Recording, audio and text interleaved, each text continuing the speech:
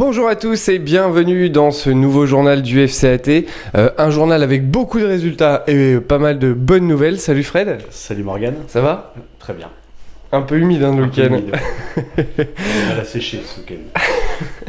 On va commencer tout de suite avec toi pour les résultats du week-end. On recevra après Didier Rouillère, puisque nous sommes allés à la rencontre des féminines cette semaine. Les féminines qui ont fait un entraînement commun junior-senior. On verra tout ça tout à l'heure. Mais pour le moment, les résultats du week-end. Donc on commence au niveau départemental avec les U17 districts. Donc la 2 se recevait Bar-sur-Aube et est défaite 4-2. En U15 district poule A, Marigny 3, FCAT 2. Et le U15-3, donc le match a été reporté. Donc ensuite on passe au PHU 15 qui gagne par forfait 3-0 contre Aube Sud 2000. En U17, donc le FCAT se déplaçait à Aube Sud Vannes et perd de 4-0. La DHU 19, match reporté contre l'AFMR. Ensuite, on passe à la PL qui ramène une belle victoire 5-0 contre Saint-Martin-la-Veuve.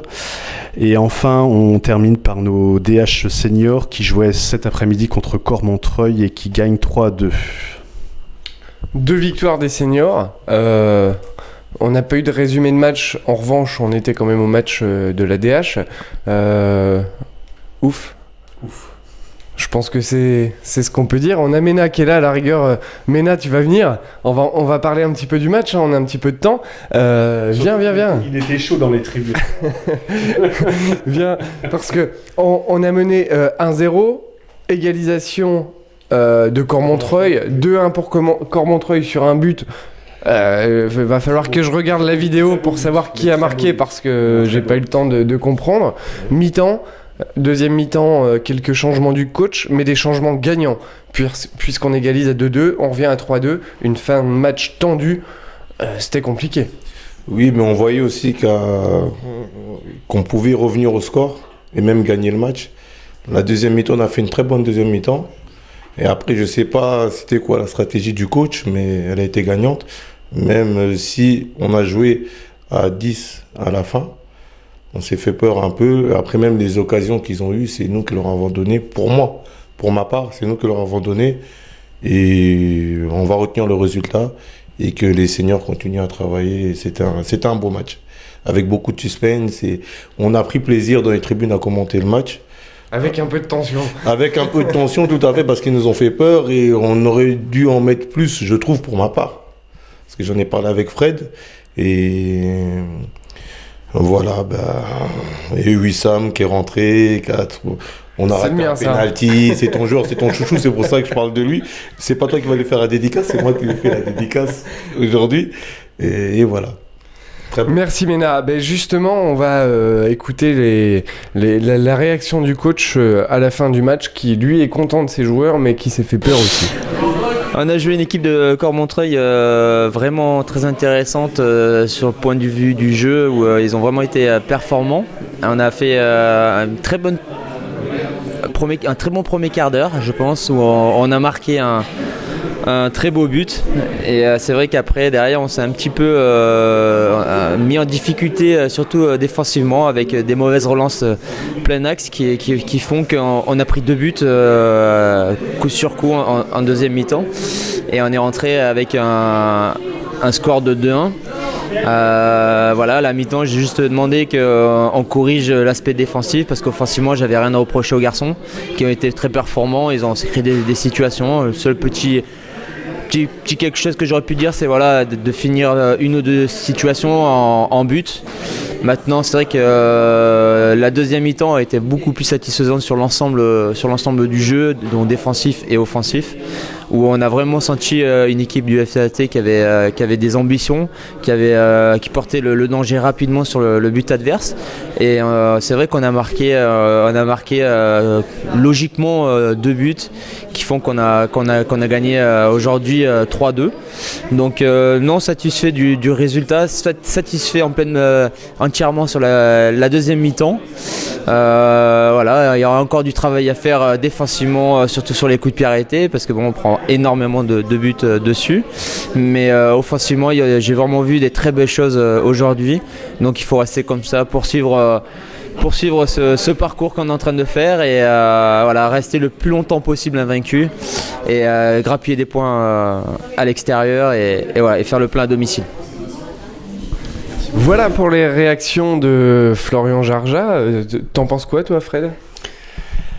Bah écoute, moi j'ai vu un beau match par rapport à la semaine dernière. J'ai trouvé qu'il y avait la patte Jarja qui était venue en plus. J'ai trouvé à la mi-temps, surtout. Ouais, surtout à la mi-temps. Le changement gagnant sans sortir Abedine et en mettant Ali en 5, on a pu relancer des ballons un petit peu plus... Enfin, c'était plus technique déjà. Et puis la rentrée de Martin avec la doublette avec Lutfu, j'ai trouvé ça très intéressant. Enfin, donc, de toute façon, même, on va dire, avec l'équipe qu'on avait en première mi-temps, je pense qu'on avait largement, au niveau technique, on était largement au-dessus. Et on aurait pu, au lieu d'être mené, nous, 2-1, mener au moins 3-1 à la mi-temps, quoi. C'est un peu dommage, voilà. Il te restait quelques résultats à apporter sur l'UFOLEP et puis les féminines dont nous n'avons pas le résultat. Oui, donc nos féminines se déplaçaient à Saint-Mimi, mais pour l'instant on n'a pas le résultat, donc dès qu'on l'a, on le mettra sur la page Facebook. Et puis,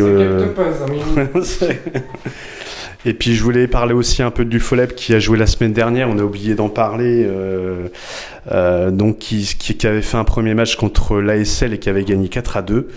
Et puis à noter qu'ils avaient un match de prévu contre l'amicale portugaise aujourd'hui qui a été reporté, donc du coup ils ont fait un match amical contre l'Hainaut, un score fleuve, donc j'habite l'Hainaut et j'ai un peu du mal à en parler, mais voilà, ils ont un très bon résultat. C'est-à-dire 25-0 je crois. D'accord, bon c'est pas mal. On va rester sur les féminines puisque on est quand même allé à leur rencontre cette semaine pour un entraînement commun junior-senior. C'était d'ailleurs très agréable. On va vous montrer un petit résumé de ce qu'on a vu et vous aurez le reportage bien sûr dans la semaine, mais pour le moment le résumé.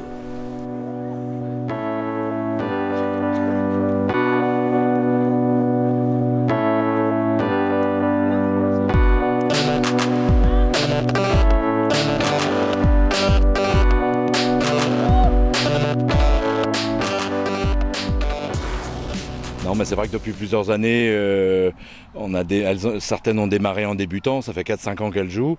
Là on essaye de les regrouper par un entraînement commun. Les entraînements seront communs de façon à ce qu'elles découvrent le monde au-dessus. Oui, donc à Saint-André-les-Vergers, je suis éducatrice pour ces petits-enfants. Donc tu gères les entraînements, les matchs ? Oui, voilà, je fais les entraînements le mercredi et des petits plateaux le samedi matin. Combien de jeunes à gérer en tout ? Moi, dans mon équipe, ils sont 8-9 à peu près. Ça se passe bien ? Oui, tout se passe bien.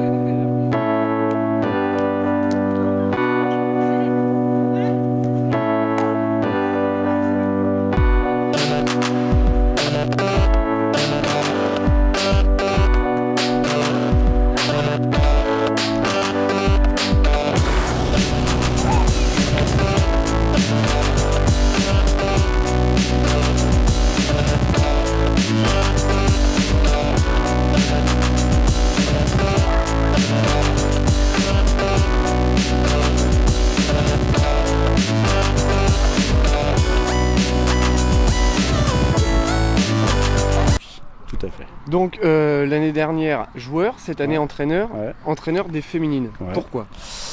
Nouveau challenge par rapport aussi à l'essor du foot féminin en France, on va dire. Et par rapport aux garçons, il y a une plus grosse marge de progression, on va dire. Après c'est les basiques, c'est moins chiant, on va dire. Ça gueule moins sur le terrain, donc c'est Beaucoup plus fair play aussi peut-être. beaucoup plus fair play. Et voilà, elles sont plus à l'écoute. Je pense que c'était soit des jeunes, soit féminines pour commencer. Je pense que c'est le bon compromis. Donc j'ai choisi féminine et surtout Jérémy.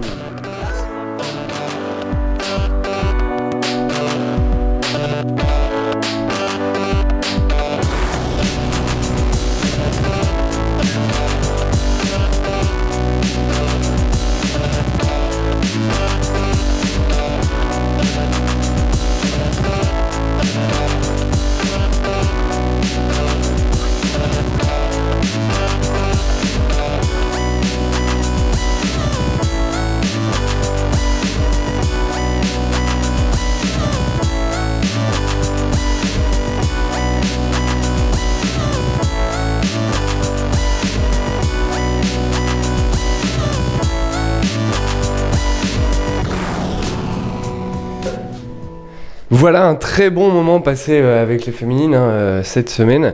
C'est toujours agréable avec les féminines. Didier qui vient de nous rejoindre, Didier qui est dirigeant avec Evelyne, on a pu te voir dans ce reportage. Il y a vraiment une cohésion qui s'est faite entre les juniors et les seniors. Et surtout une bonne ambiance. Oui, effectivement, une cohésion, puisque les petites, on va dire les petites, ou les juniors, ne connaissaient pas les seniors, donc le fait de les regrouper comme ça à l'entraînement, ça leur permet de faire une cohésion, effectivement. Puis l'avenir, c'est que dans, 1 an, 2 ans, il y en a quelques-unes qui passeront le cran au-dessus. On a entendu dans le reportage, effectivement, c'est Evelyne qui l'a annoncé, qu'il va par contre falloir penser à l'avenir pour les jeunes. Oui, parce qu'effectivement, pour l'instant, nos plus jeunes ont 13 ans, et c'est vrai qu'on n'a plus rien derrière. Et il serait bien de redémarrer peut-être une équipe débutante, ou U11 peut-être, mais c'est vrai que pour l'instant, on n'a personne du tout. Donc il y a une par hasard qui sont venus, mais ça n'a pas accroché pour le moment. Et en équipe débutante avec les garçons, il n'y a pas de filles en ce moment ? Oh non, je pense l'année dernière, les débutants ça redémarre seulement, mais l'année dernière il y en a une qui a essayé quelques mois et puis elle a abandonné parce que c'est vrai qu'il faut avoir l'habitude de jouer avec des garçons aussi. Nos filles ont perdu les 2 premiers matchs contre les Stacks, Fred. Malheureusement, match de championnat plus la Coupe de France, 2 fois les Stacks d'affilée. Match compliqué, on le savait. Mais il y a l'air d'y avoir un bon groupe dans cette équipe féminine. Bon, on sent de toute façon, moi j'ai commencé en coachant ma fille, donc j'étais avec Evelyne à l'époque. Donc c'est vrai que quand on est coach d'une équipe féminine, bon, c'est pas du tout le même état d'esprit que les mecs. Hein, faut dire ce qui est quoi. Au niveau, moi je trouve qu'au niveau technique, elles apprennent très très vite. Il n'y a pas de coups, il n'y a pas de... C'est du les relations avec l'autre équipe. Les relations, tout se passe très bien, quoi. Donc c'est vrai que je comprends Didier qui par la force de l'âge, est parti avec les féminines. Et justement, toi qui accompagnes Evelyne depuis un petit moment... 3-4 ans. Ça fait quoi de voir en fait autant maintenant de féminines au club, parce que vous avez bataillé dur pour réussir à avoir tout ça, mais à l'heure actuelle le foot féminin est bien incrusté au FCAT. Tout à fait, je pense, j'estime que c'est une réussite de notre part parce que Evelyne, à la base c'était Joël qui avait commencé il y a peut-être pas 10 ans, mais pas loin, avec Evelyne. Bon, pendant 2-3 ans, il y a une équipe qui a été formée, puis ça s'est petit à petit tombé à l'eau, parce que même au niveau structure, au niveau féminin, il n'y avait rien au-dessus à leur proposer.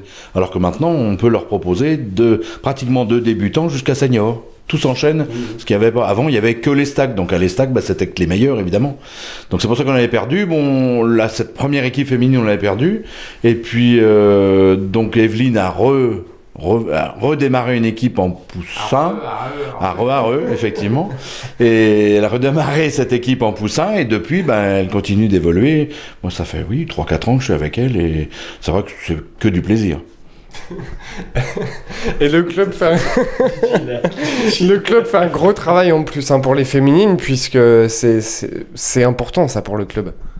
Automatiquement, puisque c'est un petit peu ce que la Ligue demande, la 3F et la Ligue demande de pousser les championnats féminins. Ils poussent aussi vers le futsal, mais dans l'Aube, il n'y a encore pas trop de possibilités parce qu'il n'y a pas trop de gymnases.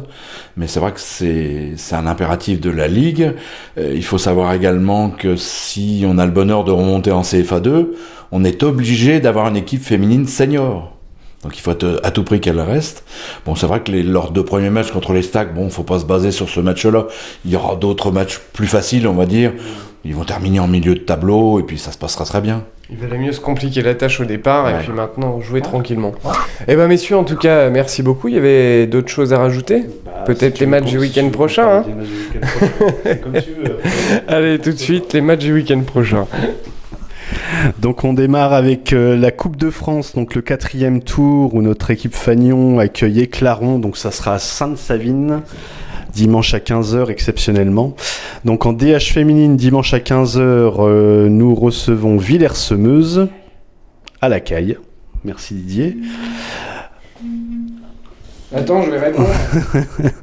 En DHU19, on reçoit Tessie dimanche à 13h15. Challenge féminin U18, donc le FCAT reçoit l'ASVPO samedi à 14h30. En PH U17, notre équipe se déplace à Saint-Julien. En PH U15, samedi à 14h30. Allô. Ouais, ton père est en train d'enregistrer le journal. Il te rappelle dans 2 minutes. C'était Enzo, hein. C'est urgent, mais il te rappelle. Vas-y, continue. Donc en PHU 15, samedi à 14h30, nous recevons l'SPTT Chalon. En U19 interdistrict, samedi à 15h30, le FCAT 2 reçoit Saint-Martin-la-Veuve. En U17 district, samedi 24 à 15h, le FCAT 2 se déplace à Marigny. En U15 district, ça commence à faire long quand même. Hein. Samedi 24 à 15h en poule A, le FCAT 2 reçoit Foot-Seine. Et en U15 district poule B, samedi à 15h, le FCAT 3 se déplace à Seine-Bars 2. Voilà. Eh ben quand même. Bon voilà, juste pour vous dire hein, que c'est du direct, hein, la preuve. On n'a pas coupé. Il y a juste les téléphones à couper à la base, mais c'est pas grave. Voilà. Et ben je pense que pour cette semaine c'est pas mal. Didier, merci d'être venu. De rien. C'est toujours avec plaisir. On aura donc le reportage complet sur les féminines dans la semaine, mercredi voire jeudi. Fred, merci. De rien. On a passé un bon moment cette semaine hein, avec les filles, avec Didier. Une belle victoire cet après-midi à Saint-André grâce à nos seniors DH. On se donne bien sûr rendez-vous la semaine prochaine avec encore plus d'actualité et j'espère une victoire en Coupe de France parce qu'il faut continuer hein, avec Laron. Je pense que c'est jouable, il faut se faire plaisir. Bonne semaine à tous, salut. Salut. Au revoir.